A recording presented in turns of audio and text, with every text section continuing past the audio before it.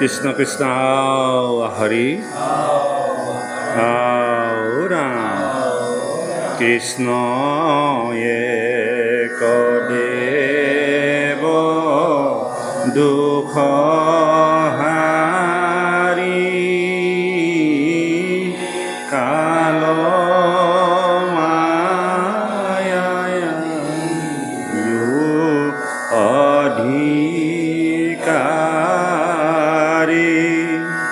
কৃষ্ণ বিনে শ্ৰেষ্ঠ দেৱ নাহি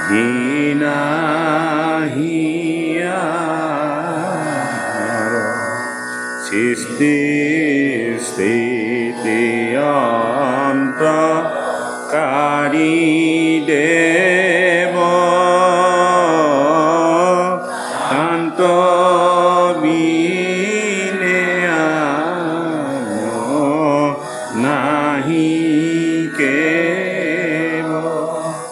জানিবা বিষ্ণু হে সমস্ত জগতে ৰাম জানিবা বিষ্ণু হে সমস্ত জগতে কৃষ্ণ হৰি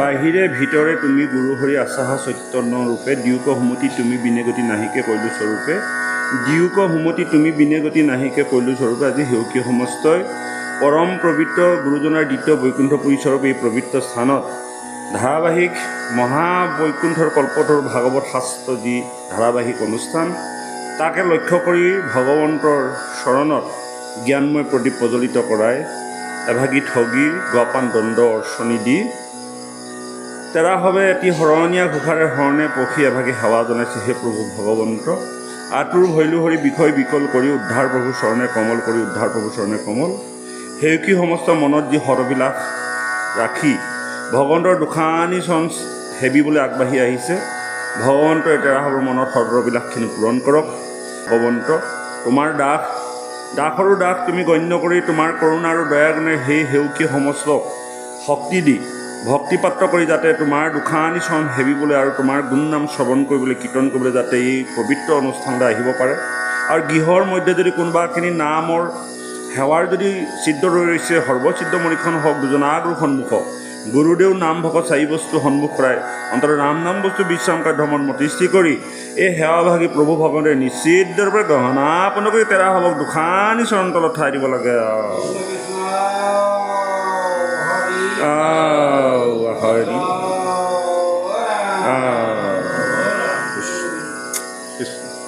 আপোনাৰ সেয়াতে হ'ল নহয় জানো আহক কৃষ্ণ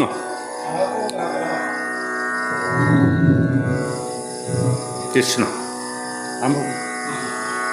কৃষ্ণ হৰি ৰাম কৃষ্ণ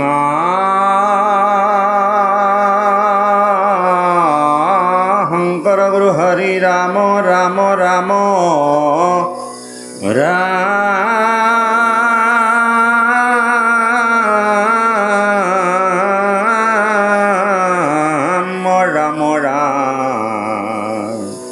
হৰি ৰাম ৰাম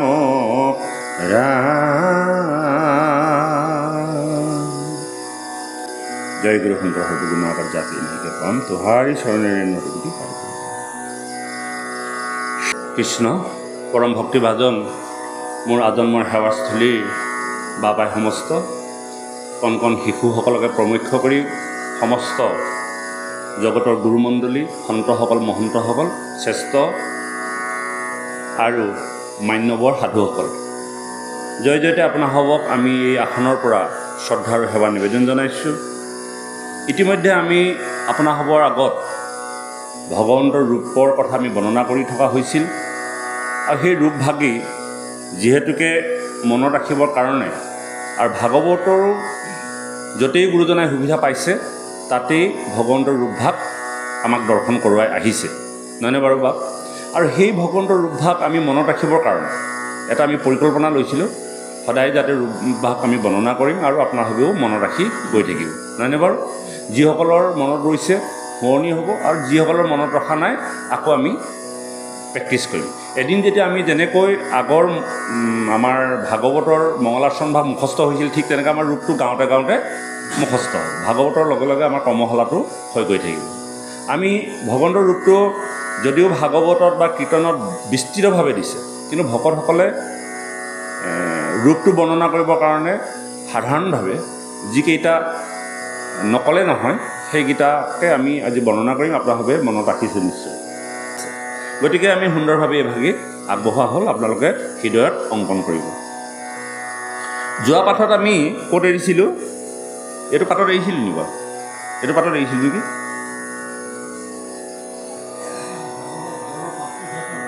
হা? পাঠটোৱে শেষ হ'ল। পাঠটোৱে শেষ হ'ল, ঠিক। কৃষ্ণ। এতিয়া আছে অষ্টাদশ অধ্যায় দুলৰি জয় বিজয়ৰ সাপ। জয় বিজয়ৰ সাপ, নহয় বাৰু? কৃষ্ণ, আগবাঢ়ো। হে ৰাম,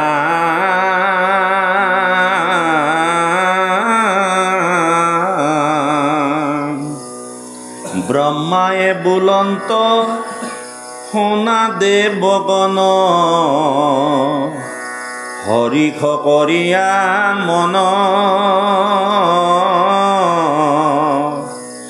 বৈকুণ্ঠপুৰৰ মহিমা প্ৰচুৰ, বনাইবে কোন জন, এই ৰাম জগত গুৰুৱে কৰিছা নিৰ্মাণ, উপমাৰ নাই ঠাই, পাছে যুগ বলে মোৰ পুত্ৰ হবে, সেই স্থান পাইলা যাই। প্ৰভুসকল, আইসকল, ভাগৱত এক বিলক্ষণযুক্ত শাস্ত্ৰ। 10টি লক্ষণৰ মাজেদি ভাগৱত আগবঢ়া হৈছে। যদিও ভাগৱত 12 স্কন্ধ, কিন্তু লক্ষণ 10টা। প্ৰথম স্কন্ধ আৰু দ্বিতীয় স্কন্ধ ভাগৱতৰ পাতনি। জানিবলগীয়া কথাহে আছে যে ভাগৱত ক'ৰ পৰা আহিলে, কিয় ভাগৱত ৰচনা হ'ল, কথাটো গম পাইছেনে? কিন্তু ভাগৱত আৰম্ভ হৈছে প্ৰকৃতাৰ্থত তৃতীয় স্কন্ধৰ পৰা। সেইকাৰণে ভাগৱতৰ 10টা লক্ষণ। প্ৰথম লক্ষণটো কি আপোনালোকক কৈছিলোঁ, বা মনত আছেনে? প্ৰথম লক্ষণটো হ'ল স্বৰ্গ, দ্বিতীয় লক্ষণটো বিসৰ্গ, তৃতীয় লক্ষ্যটো স্থান, চতুৰ্থটো পোষণ, পঞ্চমটো উতি, ষষ্ঠটো উতি মম্বন্তৰ, সপ্তমটো মম্বন্তৰ ইখান কথা, অষ্টমটো এনেকৈ গাই গ'লে নহয়, স্বৰ্গ, বিসৰ্গ, স্থান, পোষণ, উতি, মম্বন্তৰ, ইখান কথা, নহয়নে বাৰু? মম্বন্তৰ, ইখান কথা, নিৰোধ, মুক্তি আৰু আশ্ৰয়। কেইটা হ'ল? তাৰমানে স্বৰ্গ মানে কি? এই ভাগৱত ভাগ আৰম্ভ কৰিবলৈ যাওঁতে স্বৰ্গ হ'ল ভগৱন্তই যিখিনি নিৰ্মাণ কৰিছে। মনত ৰাখিব, ভগৱন্তই যিমানখিনি স্থান নিৰ্মাণ কৰিলে সেইখিনি স্বৰ্গ, আৰু ব্ৰহ্মাদেৱে যিমানখিনি কৰিলে সেইখিনি বিসৰ্গ।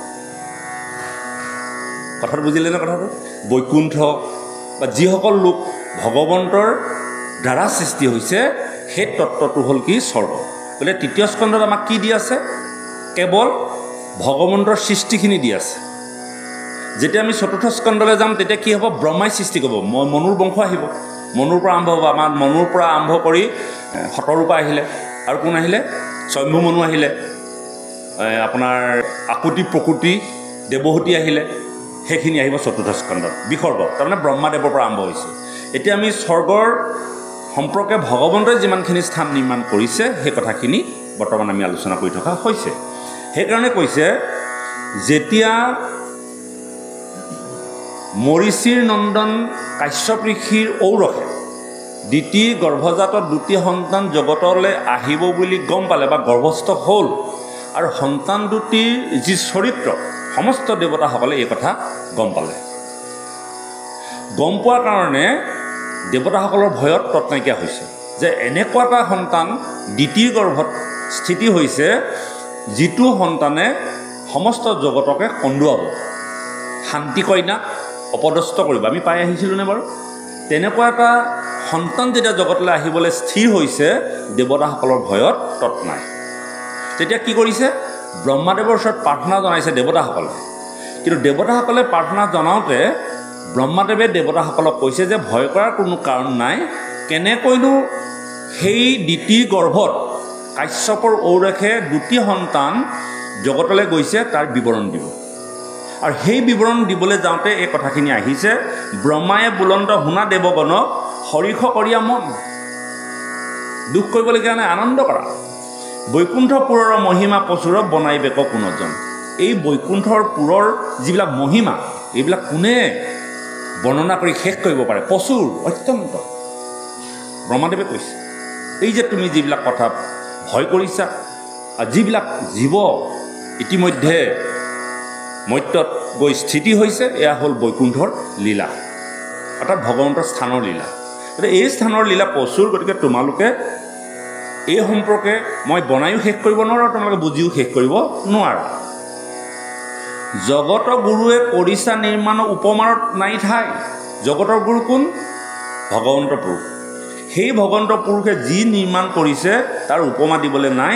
পাছে যুগবলে মূৰ পুত্ৰ হবে, সেই স্থান পাইলা যায়।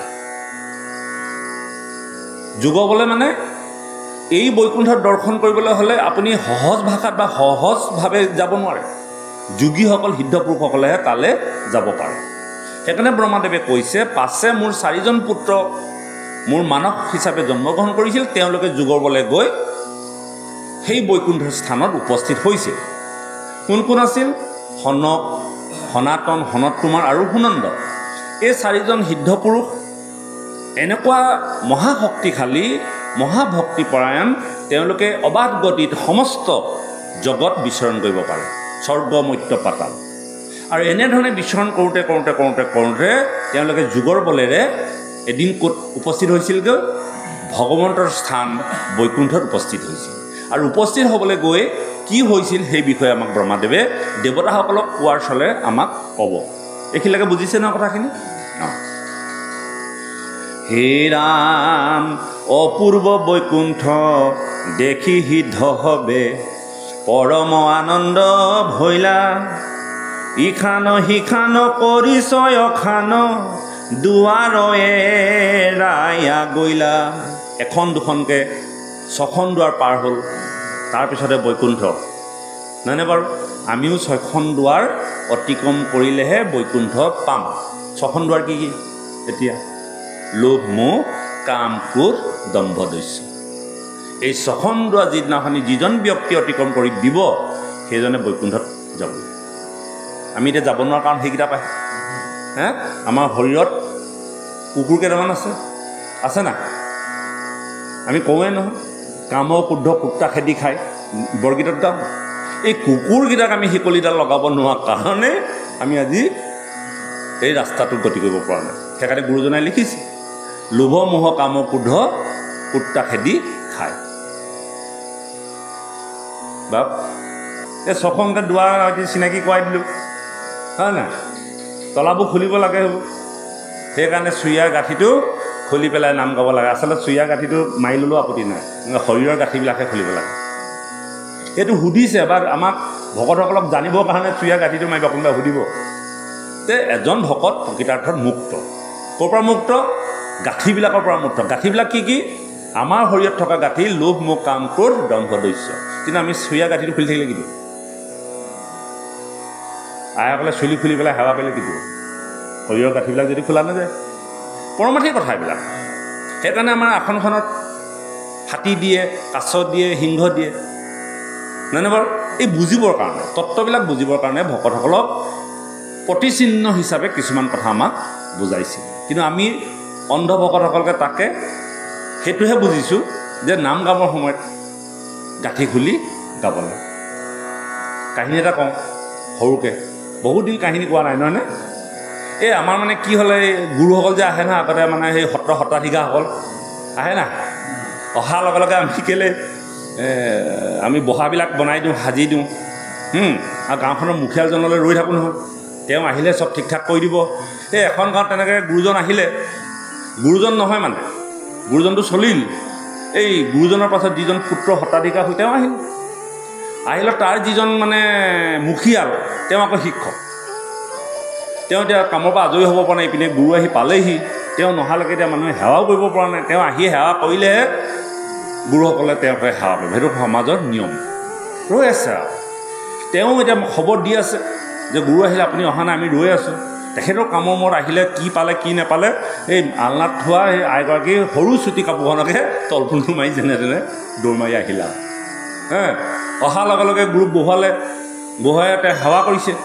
চুটি কাপোৰ খোল খাই গ'ল, বাকী ভকতসকল পাছফালে আছে, দেখিছে তলপোনটো খুলি লৈছে, খোল খাই গৈছে, আৰু এখেতলোকে সকলোৱে তলপোনবোৰ খুলি লৈছে। তাৰমানে তেওঁ যিটো কৰিব তেখেতলোকে সেইটো কৰিব। তেওঁ যেনেকৈ সেৱা কৰিব তেখেতে দেখিলে যে নহয়, গুৰুক সেৱা কৰিলে তলপোনটো খুলিয়ে ল'ব লাগে নেকি। তেওঁ যেতিয়া সেৱা কৰিছে আৰু তলপোন খুলিছে, সকলো ভকতে তলপোনটোত খুলি লৈছে। তাৰপৰা গুৰুজনে দেখি আছে এইটো কি হৈছে কথাটো, এইটো কি হৈছে কথাটো যে সকলোৱে তলপোন খুলি খুলি সেৱা কৰিছে। গুৰুজনে লাষ্টত সুধিলে, বোলে হেৰি নহয় প্ৰভুসকল, এই মই কথাটো বুজিব বিচাৰিছোঁ যে এই কাহিনীটো কি। নহয় বোলে গুৰুদেৱ, আমাৰ এইটো পৰম্পৰা বোলে, আমাৰ এই বাপজনে যিটো কৰিব আমি সেইটোৱে কৰিম। বুজিছেনে আপুনি, এইবিলাক কথাত মাত নামাতিব, আমাৰ এইবিলাক পৰম্পৰা। গতিকে আমি তেওঁ যেতিয়া খুলিছে আমি খুলিব লাগিব। এতিয়া সেই কথাবিলাক আমাৰ হ'ব নালাগে। মই যি কৰিছোঁ, মোকে চাই আপুনি কৰিছে, তেখেতক চাই তেওঁ কৰিছে, এই পৰম্পৰাটো আমি এৰিব লাগিব।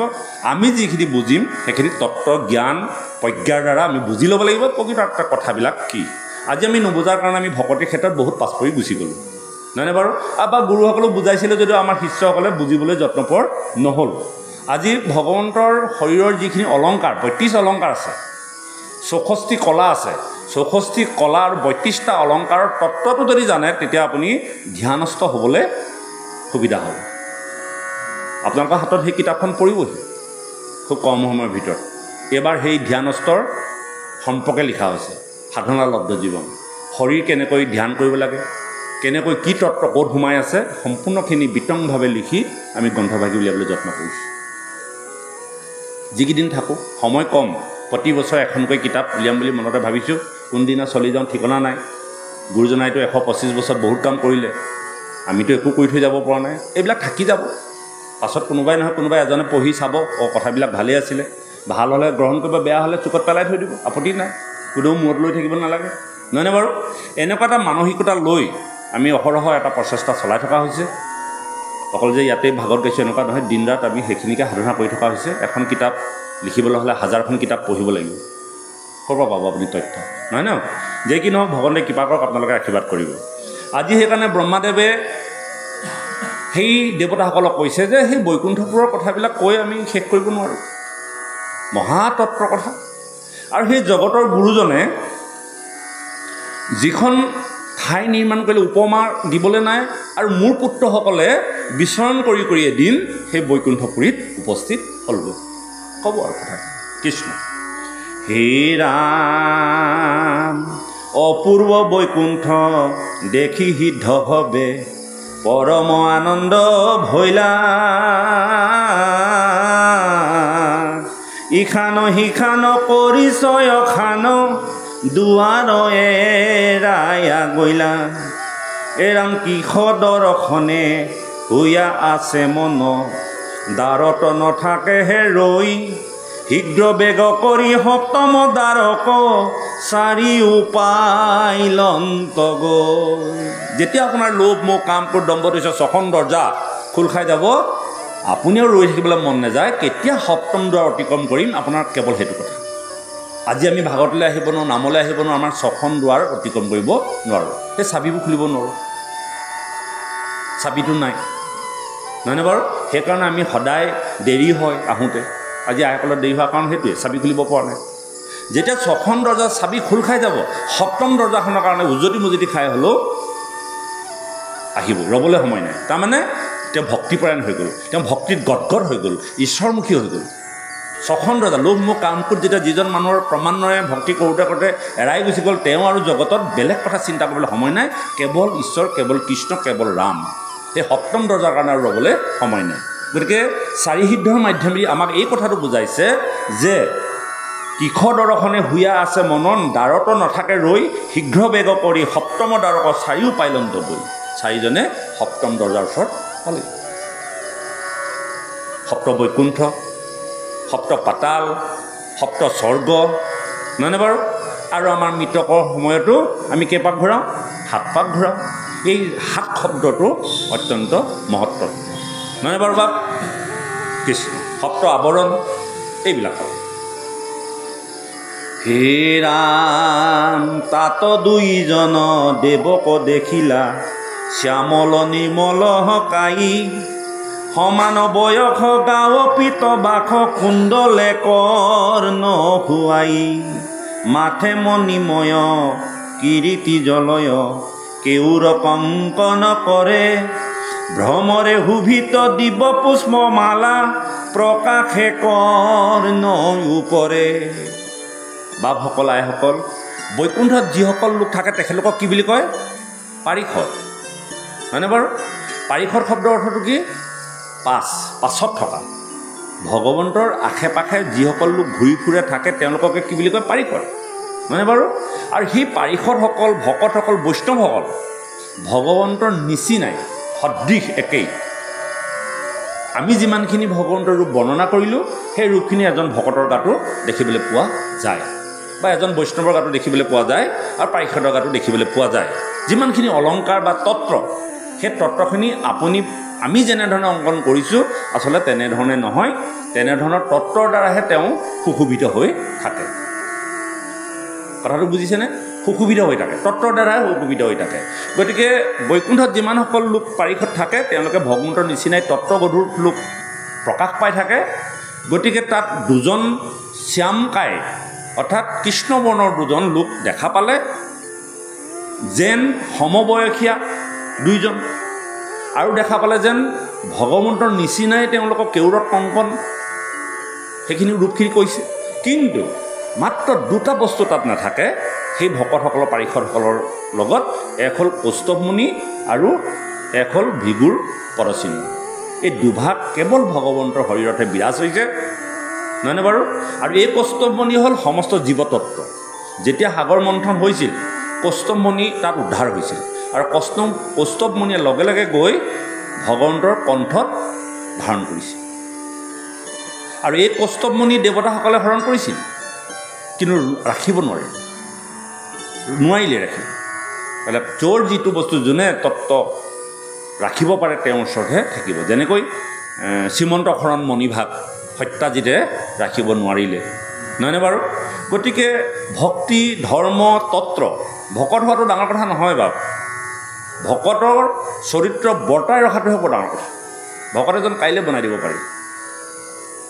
ধুতি গামোচা পিন্ধিলে গুৰু এজনৰ ওচৰত গৈ কথাখিনি শুনালে, মনত ৰ'লেও ৰ'ল, নৰলেও নৰলে, পিছদিনাখনিৰ পৰা তেওঁ এজন চিলমৰা ভকত।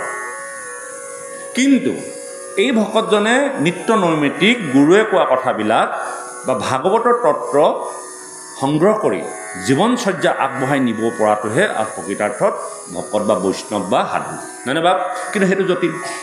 নিয়মানুৱৰ্তিতা ৰক্ষা কৰা, নিয়মমতে স্নান কৰা, নিয়মমতে প্ৰসংগ কৰা, নিয়মমতে নাম গোৱা, নীতি সদাচাৰ, এইখিনি ৰক্ষা কৰি থকাটো কিন্তু কষ্টকৰ। গতিকে যে কি নহওক, বৈকুণ্ঠত থকা সকলো পাৰিষদ ভগৱন্তৰ নিচিনাই। সেই কথাটো কৈছে যে তাত দুইজন দেৱক দেখিলা, শ্যামল নিৰ্মল কায়। শ্যামল আৰু নিৰ্মল, চিন্তা কৰিব কথাটো। নিৰ্মল শব্দটো ব্যৱহাৰ কৰিছে। নিৰ্মল মানে মল নথকা, শ্যাম অৰ্থাৎ নীলা ৰঙ, সমান বয়স গাঁও পিত বাস, কুণ্ডলে কৰ্ণ হোৱাই, মাথে মণিময় কিৰীতি জলয়, কেউৰ কংকন কৰে, ভ্ৰমৰে শোভিত দিব্য পুষ্পমালা, প্ৰকাশে কৰ্ণ পৰে। তেওঁলোকৰ ডিঙিটো পুষ্পমালা বিৰাজ হৈ আছে, আৰু যিবিলাক পুষ্পমালাত ভ্ৰমৰবিলাক ঘূৰি আছে। এইখিনিতে এটা তত্ত্ব। মই তত্ত্ববিলাক উলিয়াই গৈছোঁ, আপোনালোকে ধ্যান দি যাব। জয় বিজয় পিন্ধি থকা পুষ্প মালাধাৰীত ভোমোৰা পৰি আছে। আপোনাৰ মোৰ মালাধাৰীত কিয় ভোমোৰা নপৰে? ভোমোৰা ক'ত পৰে? ফুলত পৰে। শুকান ফুলত ভোমোৰা পৰিব নেকি? নপৰে। য'ত ফুলৰ সুগন্ধি আছে, য'ত ফুল সতেজ হৈ আছে, তাতহে ভোমোৰা পৰিব। অৰ্থাৎ এই কথাটো কৈছে তেওঁলোকে যি পুষ্পমালা পৰিধান কৰিছে এয়া সতেজ।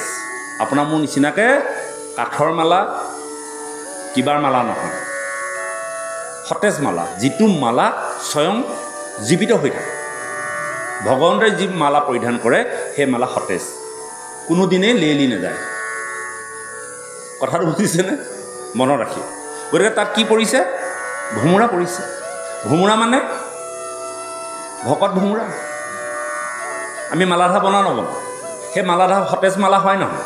তাত বুন বুন বুন বুনকৈ নাম গুণ গাওঁ নাগাওঁ? যদি আপুনি তেনেধৰণে ভাবে, বৈষ্ণৱগণে শুনি আনন্দিত, ভ্ৰমৰগণে গাৱে হৰিগীত, বৈষ্ণৱগণে শুনি আনন্দিত। সেই মালাধা সতেজ মালা হয় নহয়? প্ৰত্যেকজন বৈষ্ণৱে একোটিকৈ গুটি তাত ধাৰণ হয় আৰু সেই মালাধাৰ ভোমোৰাৰ নিচিনাকৈ, কাৰণ ফুল দিলে ভোমোৰা দিব লাগিব, ভকতেতো ফুলত নপৰেগৈ।